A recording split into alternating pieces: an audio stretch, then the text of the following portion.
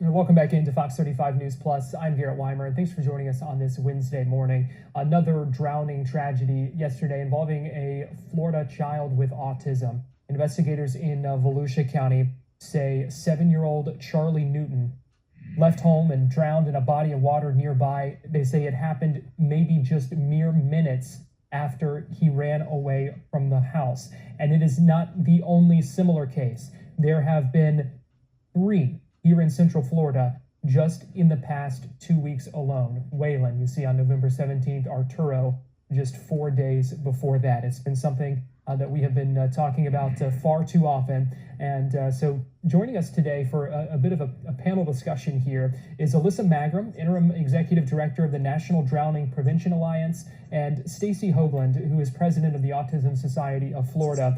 They are joining us today via Zoom. And thank you so much, both of you, for joining us today. We're thrilled to be here to be able to talk about this super important topic. Yes, thank you so much. The conversation is so important, and every single life is important, and these are preventable. So thanks for asking us to be here to be part of this.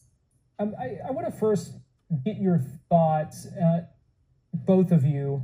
I'll start with you. Alissa. Your organization obviously focuses on preventing drownings. This is something that we see quite a bit in Florida, but we've been seeing a spike of this. I just want to get y'all's initial reactions to hearing that this has become really almost to a crisis level in recent weeks here. Sure. First of all, our hearts and thoughts go out to the families and all who are impacted by these recent drownings. That's the first thing that I want to say on behalf of the National Drowning Prevention Alliance and myself personally. We know that drowning is the single leading cause of death for children ages 1 to 4 and remains a leading cause for older children and into adults. And we also know that this particular population with autism is at greater risk. And I know Stacy will cover that more so than me because she's the expert on that. So in terms of the National Drowning Prevention Alliance, we provide resources and tools and connections and collaborations to prevent drowning. And certainly we don't want to be on this side of it where we're responding after a tragedy, or in this case, multiple tragedies. So we are offer resources and connections and collaborations to prevent these from happening. Yeah, it's heartbreaking. I mean, I don't like sitting in this seat and talking about this because of multiple deaths or even of one. Stacy, what do you make of this with having so many of these in a short span of time? Well, there's so many different factors floating around out there. First of all, we are in Florida, we're ahead of any statistics that we had before. So including the one from yesterday, we have now 97 children who have died this year in Florida. So we have another month to go. And so those people who work inside drowning prevention are very concerned about this. We do see, though, I'm sure everybody hears on the news and things that the rate of autism is going up. So they're kind of hand in hand. Tracking the rate of drowning is going up, the rate of autism is going up. And, when we look at the statistics, we see that out of those 97 children, 61 of them were 3 years old and younger. And children with autism, according to the CDC, are diagnosed in general at the age of 4.5. So while we're looking at these tragic numbers and thinking that about 27% of those 97 kids were kids that had been diagnosed with autism, we believe that actually many more would have later been diagnosed had they survived. The data tells us from University of Columbia that children with autism drown at a rate 160 times more than typically developing kids. So it is certainly a major crisis for our community. Stacy, why is that? Why is that risk level so much higher for children with autism? Well, there's a couple things. First being that kids and adults with autism, their sensory system is a little bit different than ours. It's really one of the hallmark features of autism spectrum disorder. And water provides so many sensory experiences for all of us. It's why most humans like to be in the water. So the way that it feels on your skin, the way that it reflects light, the way that nothing else responds the same when you drop something in it. It does this really interesting, cool thing that is, most kids really like to look at it. But when you have a sensory system that's really seeking some type of input, it just compounds it. So there's that factor. The other major factor is that kids with autism tend to not have a whole lot of fear of things. So the thing that holds most of us back when we're swimming in the ocean, for example, is we're worried there might be a big fish under the water. Well, imagine not having any fear of what might be in the water with you or that you might drown, and the realization that you can or you cannot swim because perhaps they had a really great experience with their parents in the water the day before. Not being able to really recognize that I had that experience because my parents were holding me, because I had a float on or a life vest. And then thinking that, well, I'm going to go jump in the water again and I'm going to have that same experience, not necessarily with the life vest on. And of course, wandering is a huge issue for the autism community. In fact, we have some research that tells us that of children with autism who drown, 91% of the time, it is a result of wandering away from safety.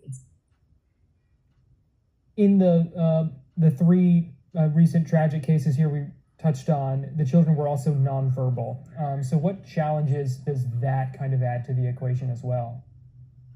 Well, when somebody is not able to verbally communicate, it tends to also sort of give us some insight onto who the person is, meaning that if they don't verbally communicate, oftentimes they also don't have the social development skills to know that I need to let someone know when I'm interested in something.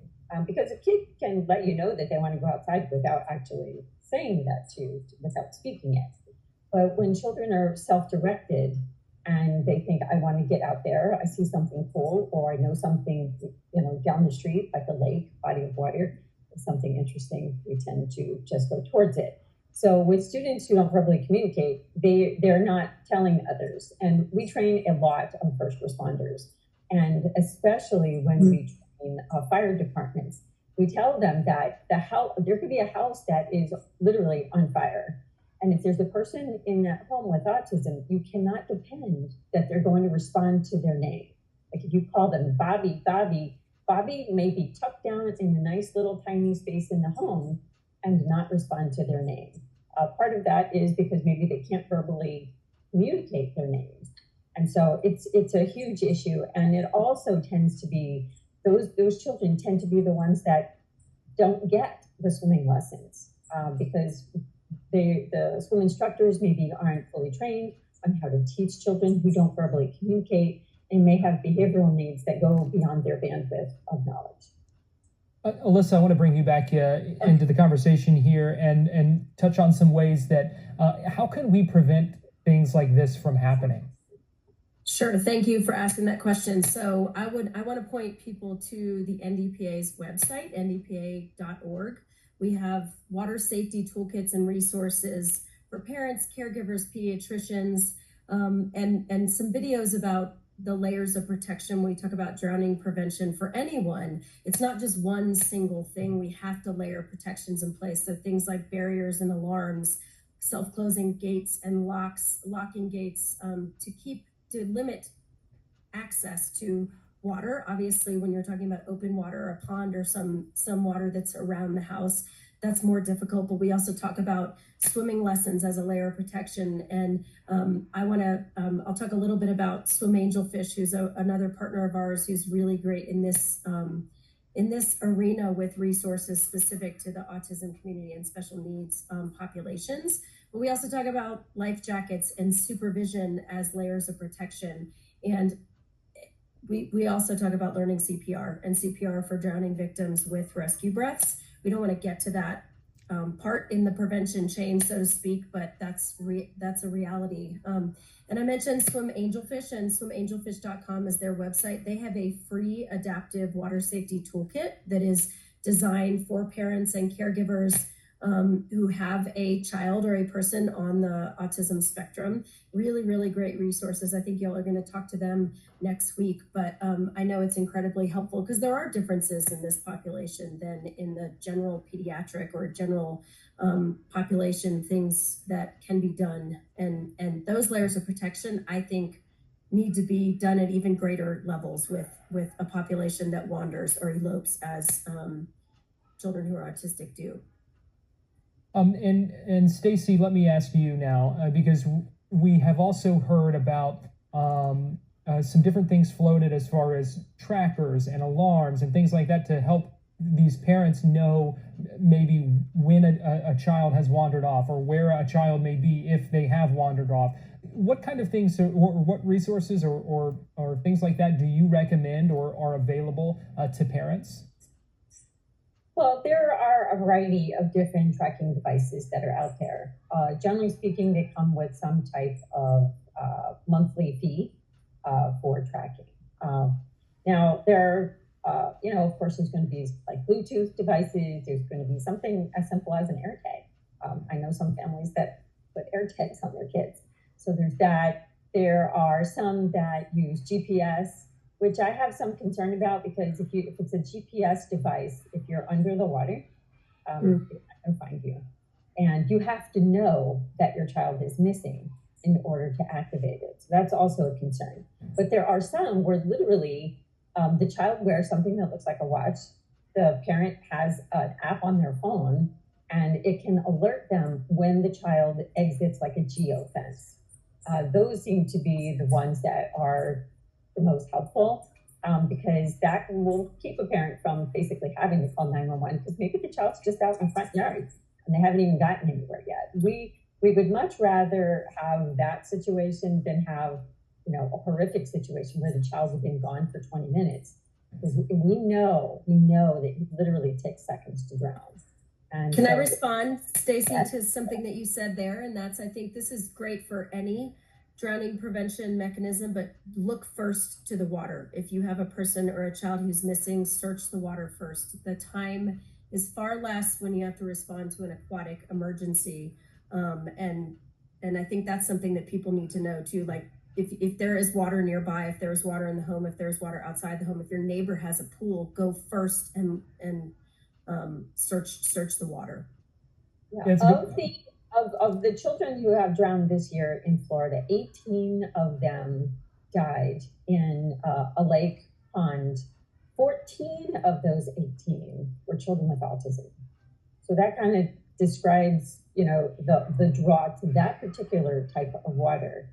Most of those 97 children literally drowned in their backyard. Whether it was a lake or a pool, but particularly when it comes to bodies of water, children with autism, again, it goes to the not being aware of hazards and they're just drawn to it. So we always want to be very careful with recommending different types of devices because what works for one family may not work for someone else. We definitely the NDPA gives lots of information on making sure that you have door alarms. That the one child that was saved by a police officer in Volusia County, we met with that police officer. We actually recognized him for his heroic efforts and for saving that child. And the story that he told me was that he was very generous and he said it wasn't me, it was the door alarm. They had door alarms, so that alerted them. Call 911. The alarm went off. We don't see the child. So when seconds really counted, it was that door alarm. It was the door alarm that alerted the parent to be able to call the police. So we really, that's one of our things that we do is we provide door alarms, we provide free CPR classes, we work in conjunction with the fire chiefs across the state of Florida to provide the very detailed and tailored CPR lessons to families of children with autism because no parent I have ever met who has lost a child, and autism or not, doesn't matter, ever thought it could happen to them. That's so important, Stacy, that you mentioned that. In my role at the NDPA and my role in water safety for the last 15 years, I've worked with over 100 families who have been impacted by drowning, most of them who have lost a loved one to a preventable drowning. And that's what they say is they're like, I just didn't know. So I think I think that if we can do, and this is a great example of, if we can bring more awareness to this issue, the epidemic, because it really is one, and then point them to resources, which is what we're doing here. So, I really appreciate the opportunity to talk about this, to help give some prevention strategies, and then point families to, and anyone to, resources that can help them be better equipped and more aware. I want to stop hearing people say, I didn't know.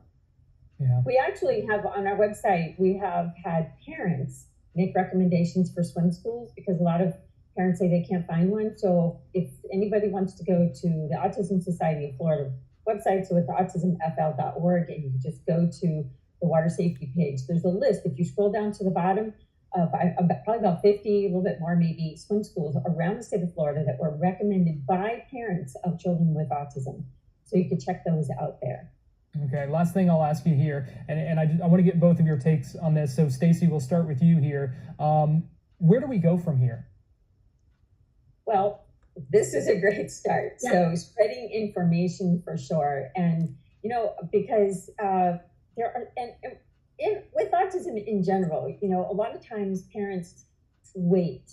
They wait for diagnosis. They wait for their physicians to kind of come around and tell them that their child is developing a little bit differently. And when it comes to water safety, we cannot wait. People cannot wait. We need to be aware of our kids. And while the data tells us that about half of children with autism wander from safety, I have not ever met a parent of a child with autism who hasn't had that experience where you turn and they're gone, including my own. And he's an adult, and he's pretty independent at this point in his development, but that was something we lived with constantly. And so parents cannot depend that their kid is going to tell them that they're going somewhere. You cannot keep your eyes on your kid all the time. That is not possible. So while we really stress supervision, you have to have the door alarms. And hopefully, by having information like this, the NDPA does a fabulous job providing an annual conference. So I encourage people to go to that, and hooking up with your communities. Contact us, because like I said, we provide CPR classes across the state. You can come out and participate in one of those lessons where we give out the door alarms and lots of other information. So it's really, just like with most things today, it's making connections and being aware that yes, this is an epidemic. This is a crisis across our state and the United States, and we need to get ahead of it, or our numbers sadly are going to continue to go up. Alissa, let me ask you the same thing. Where do we go from here? Sure. I think the conversations like this, awareness, shining the light on drowning, and it is an epidemic. It's a preventable one, and giving people, pointing them to the resources that can help, I think is an amazing start. And you have amazing resources here in Stacy and the Autism Society of Florida, Swim Angelfish, NDPA. There are so many of us around this country working on this issue. We have the U.S. National Water Safety Action Plan that came out. So I think the more we talk about it, the more we bring awareness to it, the more we give people the tools and the resources to get educated so they do know. I think I have to believe that we can make a difference. We can't stay in this work if we don't believe that we can make a difference. So again, thank you for giving us the opportunity to talk about it. And again, our hearts and thoughts go out to all impacted by these recent drownings, and with the families for sure, but all impacted, because when a drowning happens, it is a ripple in the community. And so anyway, I just want to leave with that. And then, please reach out to the resources and spread the word. All right, Alissa Magrum, Interim Executive Director of the National Drowning Prevention Alliance, and Stacy Hoagland, President of the Autism Society of Florida. Great discussion here. I really appreciate both of you joining us on Fox 35 News Plus. Thank you so much. And we are going to take a break here on Fox 35 News Plus, but we will be right back after this.